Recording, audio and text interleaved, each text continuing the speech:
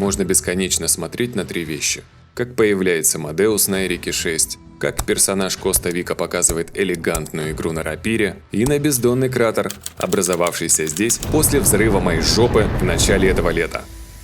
На календаре 5 июня, жду полуночи, чтобы улететь последним рейсом. Отвлекся буквально на секунду, зевнул, и вот уже стою в границах Адена без клана, альянса и уверенности в завтрашнем дне. Упустив несколько минут, я обрек себя на 3-месячную изоляцию с варами на Эрике 4. До свидания, Буст, прощай, Кач, и не звони мне, контент для стримов. Есть ли жизнь за границами Адена? Уж я-то теперь точно знаю ответ, ведь спустя полгода оффлайна вы снова слышите мой голос. Хей, мой ник летсплей, и это ролик по Lineage 2M. Новый год – время волшебства, особенно в мире Lineage 2M. На этот раз разработчики весь декабрь снабжали азартных игроков акционными паками, которые по стоимости суммарно превысили отметку в 370 тысяч рублей. Отсюда возникает вопрос, как начать игру в 2024 и не отставать по бусту? Или как закончить свои приключения в L2M, отбив хотя бы часть вложенных средств? С этим тебе поможет спонсор сегодняшнего выпуска. Mata-Analysis – это крупнейший дискорд-сервер русскоязычного сообщества по игре Lineage 2M, на базе которого за последний год сформировалась целая торговая площадка.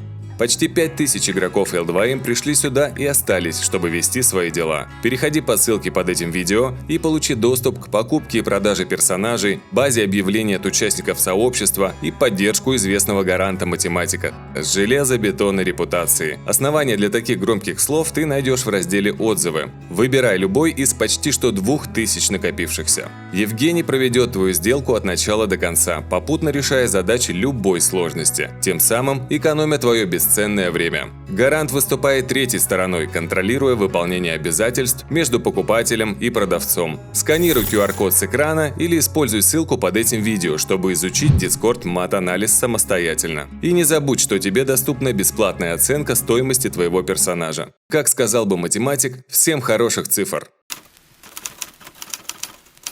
Яркими событиями злополучного летнего трансфера мне запомнились Дрофа с его решением в одиночку высадиться на Эрике, забитой парадоксами, Демьен, в очередной раз вернувшийся в игру и практически в соло хрюкающий РБ на 5-м сервере.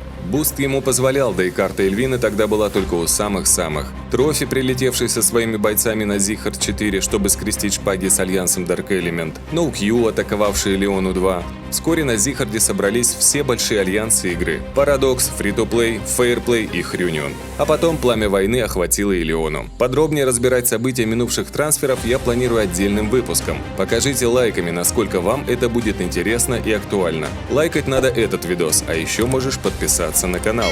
Затем конец трансфера и конец моей игры. Этот скрин вместо 1000 слов. Спустя 3 месяца АФК-курорта на Эрике 4, где только под конец меня начали душить трибуналы, настало время готовиться к воссоединению с альянсом Парадокс. Помню, как вдонил на проезд и трансфернулся с кланом Феномен на Зихард 4. Работа и еще раз работа, пока не настало 8 декабря. Трофи, Арс и остальные ребята, простите, что не смог тогда бить врагов вместе с вами и только сейчас полноценно вернулся в игру. А также в Альянс, теперь я в составе нового мне коллектива. Передаю огромный привет клану NoQ и от души благодарю вас за то, что приютили. Захожу в игру после окончания трансфера, и вот я снова на Эрике. Первым делом собираю пати и бросаюсь в бой на арену Острова Древних. Фантазирую, конечно, это было не сразу, и в пати ко мне никто не вступил. Так что я ринулся в бой свободным арбом без всяких обязательств перед членами группы. Да какой там в бой, вернее сказать на убой. Я, конечно, подозревал, что буст моего персонажа значительно устарел, но глядя на исполинский отрыв от мидл-топов, о котором расскажу дальше, я удивился. 315 дефа, 110 редакшна и порядка 400 скилл-реза. Полгода назад обеспечивали мне комфортную игру в средней линии массовых ПВП. Не веришь? Пересмотри мои старые видосы. Теперь же этих статов мне едва хватает, чтобы выжить где-то в хвосте рейда. Но и там довольно быстро меня подрезают специально обученные вражеские ассасины, наконец-то осознавшие свою роль в этой игре. Да, стоит упомянуть, что в мете сейчас ножи. Каждый второй, а каждый первый маг, как и раньше. Никаких тебе рапир и цепных мечей. Убить тоже никого не вышло, а как хотелось насладиться звуком килла или ассиста.